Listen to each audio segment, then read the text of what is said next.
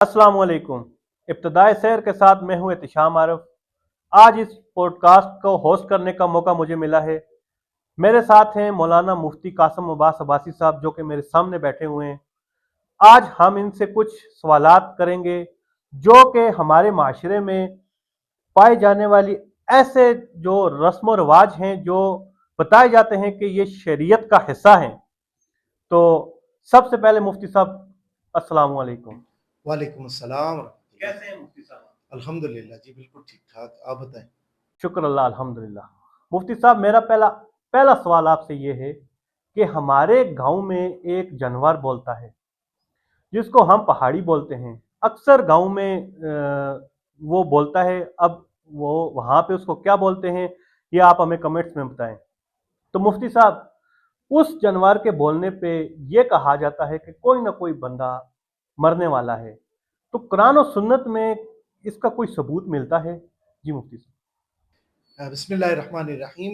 बड़ा अच्छा सवाल किया है और हमारे माशरे में ये चीज़ बड़ी आम है कि लोग ये कहते हैं कि जी वो जानवर जिस वक्त वो चाहे वो सुबह को बोले या शाम को बोले, लोग इस तरह का कंसेप्ट अपने जहन के अंदर रखते हैं कि आज फलां जगह जो है वो पहाड़ी बहुत ज्यादा बोल रही थी, तो अल्लाह ही खैर करे, पता नहीं किसी की मौत ना आई हो। इस तरह की ऐसे ही है। शरह मानिउल आसार के अंदर एक हदीस है जिसके अंदर रसूल पाक सल्लल्लाहु अलैहि वसल्लम ने फरमाया कि दुनिया के अंदर कोई भी ऐसा जानवर नहीं है कि जिसको ये इल्म हो कि फलां आदमी फौत होने वाला है या नहीं। इसके साथ साथ सूरह लुक़मान की आखिरी जो आयत है उसमें अल्लाह रब्बुल आलमीन ने बड़े वाज़ेह तौर पर ये चीज इरशाद फरमाई है कि इन्नल्लाह इंदहु इल्मु साअ। जिस तरह क़यामत है ना, क़यामत का इल्म सिर्फ अल्लाह के पास है, तो मौत का इल्म भी अल्लाह के पास है, किसी जानवर के पास नहीं। हाँ, जानवरों के हवाले से दो तीन चीजें आप ये ज़हन के अंदर रख लें। अल्लाह के नबी सल्लल्लाहु अलैहि वसल्लम ने फरमाया कि जिस वक्त तुम्हें ये चीज लगे कि गधा बोल रहा है तो उस वक्त तुम औज़ बिल्लाह पढ़ो, क्योंकि उसको शैतान नजर आ रहा है। ये रवायात तो मिलती हैं, लेकिन इस तरह का कोई कंसेप्ट इस्लाम के अंदर नहीं है कि फलां जानवर को फलां की मौत का पता लगा। अच्छा, इसी से मैं बताता चलूं कि मेरे घर में जब हम थोड़ा अक्ल व शऊर रखने लगे, तो पता चला जी कि पहाड़ी बोलती है, तो फलां शख्स कोई ना कोई मरने वाला है या मुसीबत आने वाली है। तो मैं घर वालों को बोल रहा था कि जब भी पहाड़ी बोले तो आप ये करें कि कब्र खोदना स्टार्ट कर दें। टाइम बचता है इससे। तो अब जाके मेरे घर वाले ये नहीं बोलते कि पहाड़ी बोलने पे कोई ना कोई बहुत होता है। बिल्कुल बिल्कुल ऐसा है। कुरान और सुन्नत के साथ इसका कोई रब्त नहीं, रस्म रवाजात के साथ है। माशरे के अंदर अगर पाए जा रहा है तो माशरा खुद अपने जहनों से इस चीज को नकारे, क्योंकि हमारे लिए कुरान और हदीस इंपॉर्टेंट है कि अगर अल्लाह या अल्लाह के रसूल सल्लल्लाहु अलैहि वसल्लम ने फरमाया उस पर अमल करेंगे, बाकी सारी चीजों को तर्क कर देंगे। अच्छा मुफ्ती साहब, मेरा अगला सवाल ये है कि काली बिल्ली अगर रास्ता काट जाए, हमारे माशरे में अक्सर ये पाया जाता है, काली बिल्ली अगर रास्ता काट जाए तो ये बताया जाता है कि या तो रास्ता चेंज कर लें, या फिर ये कोई बदकिस्मती की अलामत इसमें पाई जाती है। तो इस हवाले से कुछ आप बता दें। अच्छा, ये आपने बड़े अच्छे सवालात आज आप लेकर आए ना, और ये सवालात ऐसे हैं कि जो माशरे में पेश आने वाले हैं। हर दूसरा तीसरा आदमी इससे दो चार है। सही मुस्लिम और सही बुखारी की रवायत है, अल्लाह के नबी सल्लल्लाहु अलैहि वसल्लम ने वाज़े तौर पर ये चीज फरमाई, बीमारी एक से दूसरे आदमी को मुंतकिल नहीं होती। ये उस हदीस में है कि बीमारी कभी, वो कहते हैं ना, ये जी छूत की बीमारी है, एक आदमी को के साथ अगर है तो दूसरे को लग जाएगी। तो अल्लाह के नबी सल्लल्लाहु अलैहि वसल्लम ने फरमाया बीमारी इस तरह नहीं फैलती। दूसरे नंबर पर जो चीज है वो ये है कि बदशगुनी, मतलब किसी को भी नहीं पता है कि बदशगुन कोई जानवर है, कोई दरिंदा है, कोई परिंदा है, किसी को बदशगुनी से मना किया गया। तो लिहाजा ये चीज भी माशरे के अंदर खुद राइज है, कुरान और हदीस के साथ इसका दूर दूर से कोई ताल्लुक नहीं। कि मुफ्ती साहब, अगला सवाल मेरा ये है कि हमारे माशरे में अक्सर ये देखा गया है कि नमाज मगरब के बाद नाखून काटना या घर में झाड़ू देना, इसको कुछ मायूब सा समझा जाता है। तो इस बारे में आप क्या कहना? असल में आप ये देखें ना, शरीयत ने नमाज के औकात तो बताए, शरीयत ने ज़कात के अहकाम तो बताए। औकात में चंद एक चीज़ें आती हैं कि आपने फ़लाँ टाइम ये करना है, फ़लाँ टाइम ये करना है। जिस तरह आप ज़वाल ले लें, इशराक ले लें, चाश ले लें, इनका वक्त मुकर्रर है, मुअय्यन है। अब پوری حدیث سیاہ ستہ سے لے کر باقی جتنی بھی احادیث کی کتب ہیں ان کے اندر یہ چیز اگر آپ تلاش کریں کہ ناخن کاٹنے کا صحیح وقت کون سا ہے تو آپ کو کوئی بات نہیں ملے گی. جھاڑو دینے کا صحیح وقت کون سا ہے یہ آپ کو قرآن و حدیث میں نہیں ملے گا. آپ یہ دیکھیں کہ اللہ کے نبی صلی اللہ علیہ وسلم صفائی پسند کرتے تھے. اب ایک آدمی کے سامنے مغرب کے بعد گند مل رہی ہے تو اس کو کیا کرنا چاہیے؟ عام ذہن میں صفائی کرنی چاہیے. بڑے شہروں میں آپ کو پتا ہے رات کو جھاڑو دیے جاتے ہیں. ظاہری بات ہے یہ جو روڈیں صاف کرتے ہیں دکانوں وغیرہ کے آگے جو گندگی ہوتی ہے کب صاف کی جاتی ہے؟ رات. ہمارے دیہات میں یہ ہے کہ مغرب سے پہلے کیا ہوتا ہے دکانیں بند ہو جاتی ہیں. دیہات کا آپ کو علم ہے.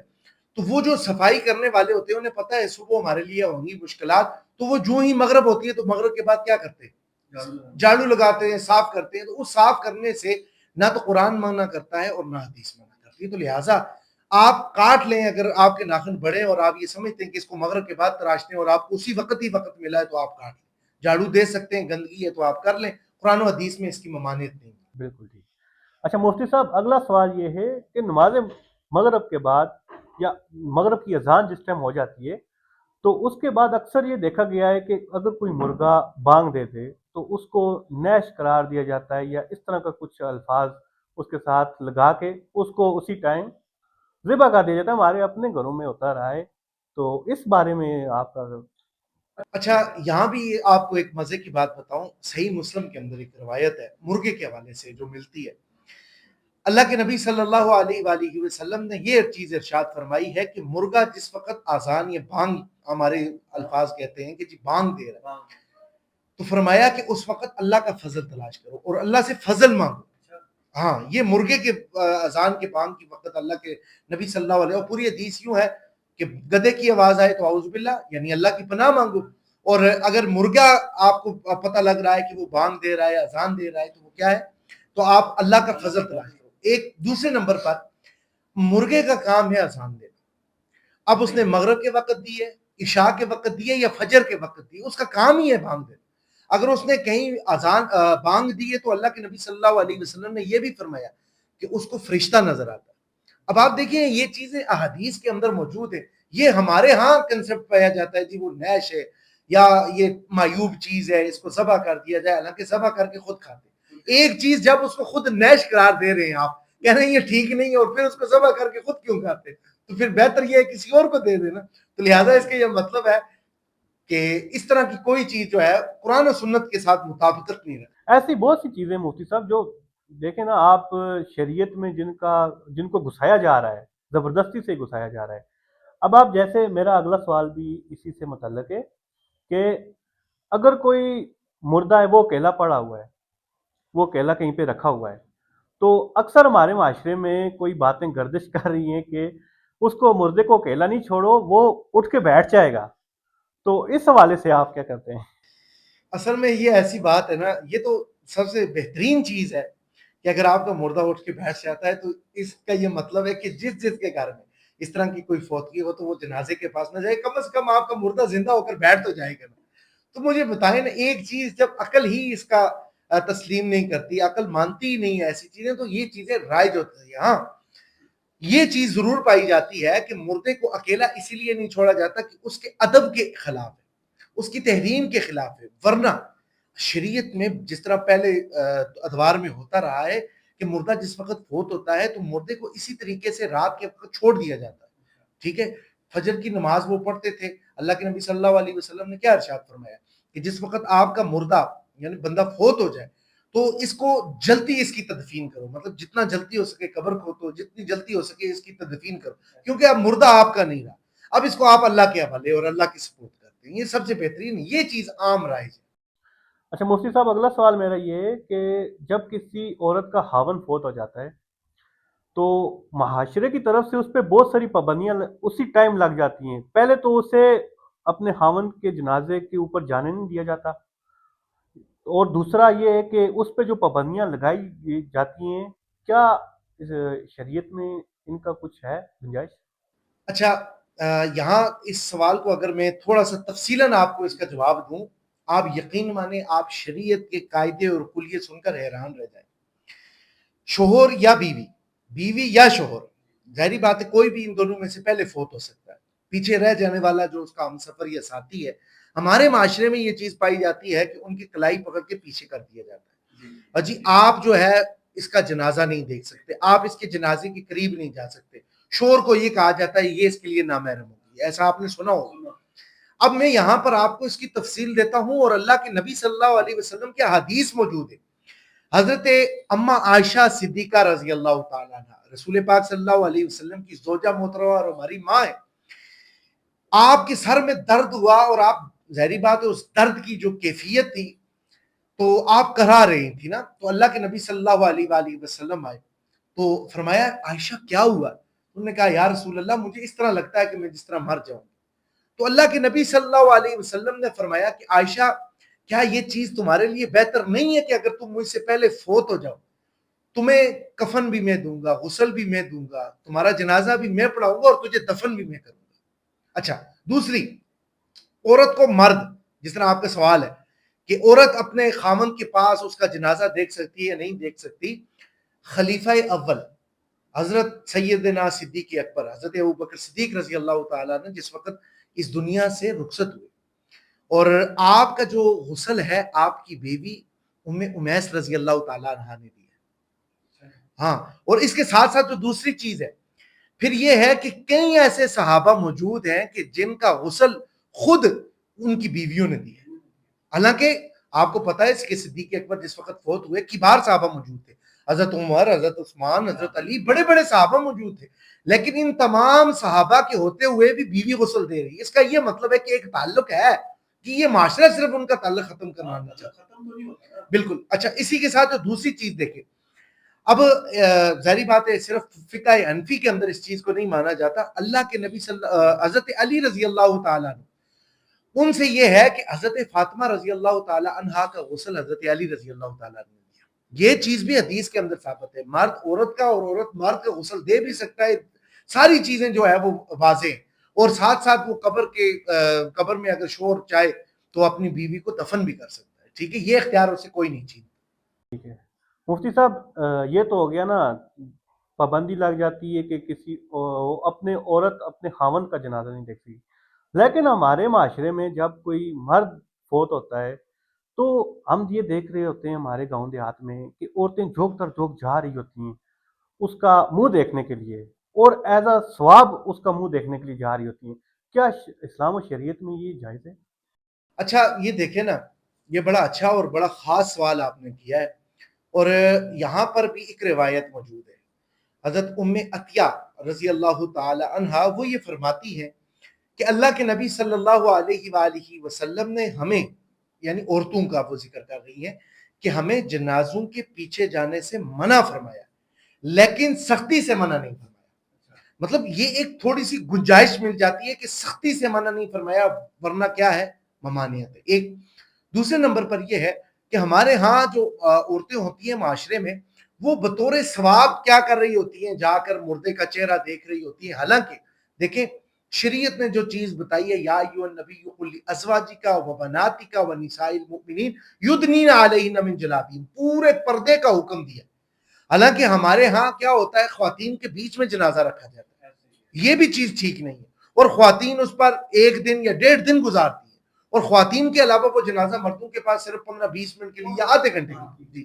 عورت کا جنازہ بھی خواتین میں، چلو وہ تو ٹھیک ہے، لیکن مرد کا جنازہ بھی خواتین میں بالکل بالکل ایسا ہی، حالانکہ دیکھیں خواتین کے بیچ جس وقت جنازہ رہے گا تو کیا ہوگا، چیخو پکار زیادہ ہوگی، اس کے بعد ساتھ ساتھ آپ کو یہ چیز بھی ملے گی کہ بین باجا زیادہ ہو جائے گا، ٹھیک ہے، اور وہ چیزیں جن سے اللہ کے رسول صلی اللہ علیہ وسلم نے منع فرمایا، کیونکہ عورت جو ہے وہ کمزور دل کی مالک ہے، حالانکہ رکھ سکتے ہیں، جس طرح آپ حضور اکرم صلی اللہ علیہ وسلم کے چچا زاد جو بھائی ہیں، حضرت جعفر طیار مولا علی شیر خدا کے جو بھائی ہیں، ان کا جس وقت جنازہ ہوا تو ان کا جنازہ اس وقت خواتین کے درمیان تھا، یہ روایت کے اندر موجود ہے، لیکن زیادہ دیر نہیں رکھنا چاہیے، اس سے کیا ہوگا، وہ بار بار پکاریں گی اور ایسے کلمات اپنی زبان سے ادا کریں گی جو کلمہ کفر ہے، کہ جس کے بعد دیکھیں نا، ایک کہتی ہے جی یا اللہ تو نے میرے فلاں بیٹے کو مار دیا، تو نے اس کو مار دیا، اس کو مار دیا، اے اللہ تو اس کی جگہ مجھے مار، ہاں، حالانکہ یہ کلمہ کس طرح کہ کیا اللہ کو نہیں پتا ہے کس کو پہلے مارنا ہے اور کس کو بعد میں، تو لہٰذا احتیاط کی جائے، بہتر یہ ہے کہ کہ خواتین کے اندر جنازہ کم سے کم رکھا جائے۔ اچھا مفتی صاحب، اسی سے ایک اور مجھے ابھی ذہن میں آیا کہ جس ٹائم ایک بار جنازہ نکل جائے، ٹھیک ہے، اور اس کو پھر جنازے کا پڑھ کے کسی کا ویٹ کرنا ہو، دوبارہ گھر میں آنا، وہ معیوب سمجھا جاتا ہے یہ۔ اچھا میں یہاں پر آپ کو ایک بڑی تفصیلی بات بتاتا ہوں، یہ آپ نے ایسا پوائنٹ پوچھا ہے، آپ کو یہ چیز علم ہے، ظاہری بات ہے ہمارے معاشرے میں چلتی ہے، اور لوگوں کے درمیان جس وقت ہم اس چیز کی گفتگو کریں گے تو شاید لوگ اس کو معیوب سمجھیں۔ جنازہ جس وقت پڑھ لیا جائے، شریعت رسول پاک صلی اللہ علیہ وسلم کے حدیث میں آتا ہے بھاگو، جنازہ اٹھاؤ اور بھاگو اور اس کو قبرستان کے اندر لے کر جاؤ، کہ جنازے کے بعد اب گنجائش ہی نہیں ہے۔ ہم لوگ یہاں 5-5 6 گھنٹے کسی کا انتظار کرتے ہیں، جنازہ باہر پڑا رہتا ہے، حالانکہ یہ شریعت کے اصولوں کے خلاف، یا تو جنازہ نہ پڑھیں، اگر جنازہ آپ نے پڑھا لیا ہے تو پھر آپ کا دوسرا اصول کیا ہے کہ آپ جنازے کو اٹھائیں اور قبرستان کے اندر لے کر جائیں۔ ہاں، انتظار کی گنجائش نہیں ہے۔ دوسری صورت، ایک انتظار کی گنجائش، جس طرح قبر تیار نہیں ہے، بعض اوقات کوئی بندہ فوت ہو گیا، بارش بہت زیادہ لگی ہوئی ہے، وہ عذر ہے، شرعی عذر ہے کہ بھائی اس کی قبر ابھی تیار نہیں ہے، تو اگر اس صورت میں وہ مردہ قبرستان کے اندر نہیں جا رہا یا تاخیر ہے جنازے کے اندر، ٹھیک ہے، تو پھر تو گنجائش ملتی ہے۔ لیکن یہ عام کہ جی وہ ابھی پنڈی سے نکلا ہے، وہ ابھی کراچی سے نکل رہا ہے، اس طرح کی شریعت نے کوئی گنجائش نہیں دی ہے۔ بھائی آج سوشل میڈیا ہے، آج آپ کے پاس جدید جو ہے وہ ہتھیار ہیں، آپ ان کا استعمال کریں، آپ واٹس ایپ پر ان کو ویڈیو کال پر دیکھ لیں تو بس آپ کا کام مکمل ہو گیا۔ اچھا مفتی صاحب، اگلا سوال یہ ہے کہ مردے کو ہاتھ لگانا یا اس پہ کے اوپر جو آنسو گر جاتے ہیں غسل کے بعد، تو یہ بھی کچھ ہمارے معاشرے میں روایات پائی جاتی ہیں۔ لیکن جی یہاں پر میں ایک چیز آپ کو واضح طور پر بتا دوں، کسی بھی چیز سے، جس طرح آپ نے پرانے زمانوں میں سنا ہوگا نا جی، یہ کام کریں گے تو روزہ ٹوٹ جائے گا، وہ کریں گے تو اب آپ ہی گزرے گی تو فلاں چیز ہو جائے گی، تو یہ خود ساختہ باتیں شریعت۔ دیکھیں مثال کے طور پر نواقص سے وضو ہے، وضو کو توڑنے والی چند ایک چیزیں ہیں، اگر اس کے علاوہ میں کوئی بھی کام کرتا ہوں، ایون کہ چند حضرات آپ کو پتا ہے سگریٹ اور نسوار لگاتے ہیں، سگریٹ بھی پیا جاتا ہے، نسوار لگائی جاتی ہے، اب ہے ممانعت کے اندر، لیکن اس کے باوجود اگر کوئی پیتا ہے تو اس کا وضو نہیں ٹوٹتا ہے۔ اسی طریقے سے یہ لوگوں کی خود ساختہ باتیں جی، آنسو اگر مردے پر ٹپک آئے تو کیا آنسو حرام ہے؟ آپ نے کبھی سنا ہے کہ مرد کا یا عورت کا کوئی بھی انسان ہے اس کا آنسو حرام ہے؟ نہیں سنا نا۔ جب وہ حرام ہی نہیں ہے تو چاہے مردے پر پڑے یا زندہ پر پڑے، اسے کس طرح غسل ٹوٹ جاتا ہے، کب کس طرح وضو ٹوٹ جاتا ہے؟ نہیں ٹوٹتا۔ تو لہٰذا دیکھیں نبی کریم صلی اللہ علیہ وآلہ وسلم، آپ کے بعد اصحاب، کیا آپ نے یہ چیز نہیں سنی ہے کہ وہ جس وقت اللہ سے گڑ گڑا کر مانگتے تھے تو ان کی داڑھی جو ہے وہ آنسو سے تر، سنا ہے نا آپ نے؟ تو اس کا یہ مطلب ہے کہ آنسو ناپاک چیز نہیں ہے۔ ہاں اگر آپ مردے کے اندر کوئی ایسی خصلت پاتے ہیں کہ جس کی وجہ سے آپ کو یہ شک ہو رہا ہے کہ اس کا اب غسل ٹھیک نہیں رہا، ٹھیک ہے، جس طرح اس کے اندر کوئی گند وغیرہ تھی، کوئی پخانہ وغیرہ تھا، وہ اگر نکل گیا، یہ چیز عیاں ہے اور بالکل سامنے نظر آ رہی ہے، پھر آپ مردے کو غسل دیں گے۔ اس کے علاوہ کوئی بھی ایسی چیز نہیں ہے جو مردے کا غسل ثابت ہے۔ بہت شکریہ مفتی صاحب۔ تو یہ تھا ہمارا آج کا پوڈ کاسٹ، امید ہے کہ آپ کو پسند آیا ہوگا۔ اس سے متعلق اگر آپ کو کوئی بھی سوالات ہیں یا کوئی بھی آپ یہ سمجھتے ہیں کہ یہ بدعات یا رسم و رواج ہمارے معاشرے میں آپ ان کا قرآن و سنت سے کوئی اگر تعلق آپ جاننا چاہتے ہیں تو ہمیں کمنٹ سیکشن میں ضرور بتائیں۔ مفتی صاحب آپ ایٹ دی اینڈ کیا میں آخر میں یہی پیغام دوں گا کہ یہ دین میرے اور آپ اور بلکہ پورے انسانوں کے لیے کیا ہی اچھا نہیں ہے کہ ہم دین کو سیکھ کر اس پر عمل کریں، اور دین کو سیکھ کر عمل کرنے سے آپ کے اعمال نکھریں گے، خوبصورت ہوں گے۔ اور بعض اوقات یہ دیکھیں تنقید اچھی چیز نہیں ہے۔ تنقید کس طرح؟ ایک چیز کا اگر مجھے علم نہیں ہے تو میں مفتی نہ بنوں، ٹھیک ہے، میں قاضی نہ بنوں، میں اس پر فتویٰ نہ دوں، بلکہ میں اس کو سیکھ لوں۔ امام مالک کا ایک قول سنا کر پھر ہم اپنی بات کو اختتام کرتے ہیں۔ امام مالک رحمۃ اللہ علیہ، ان کو حجت البالغہ، بہت بڑا امام سمجھا جاتا ہے۔ ایک بندہ 40 دن کی مسافت کے بعد آپ کے پاس پہنچا، اور آپ کو پتا ہے اس وقت اونٹ اور اسی طریقے سے گھوڑے اور کھچروں پر سفر ہوتا تھا، اور کتنا مشکل کہ 40 دن کا لگاتار سفر۔ وہ امام صاحب کے پاس آیا، اس نے امام صاحب سے کہا جی کہ میں نے چند ایک سوالات لائے ہیں تو آپ مجھے اس کا جواب دیں۔ تو امام صاحب نے جس وقت وہ سارے سوال دیکھے، 40 سوال تھے، امام صاحب نے 36 سوالوں میں کہا لا ادری، مجھے اس کے بارے میں معلوم نہیں۔ تو کیا ان کی شان گھٹ گئی؟ کیا آج ہم ان کا نام عزت اور احترام سے نہیں لیتے؟ لیتے ہیں. 4 کا جواب تھا, انہوں نے اس کو جواب دے دیا. انہوں نے کہا جی میں ادھر جا کر کیا کہوں گا اپنے معاشرے میں کہ میں امام مالک کے پاس آیا اور مجھے جواب نہیں ملا. تو انہوں نے کہا جی ان کو جا کر بتائیے, ان کو نہیں آتے تھے, انہوں نے جواب نہیں دیے. تو لہٰذا سیکھیں اور سیکھ کر عمل کریں, یہ زیادہ فائدہ. شکریہ مفتی صاحب, یہ تھا ہمارا آج کا پوڈ کاسٹ. ملتے ہیں کسی اگلی ویڈیو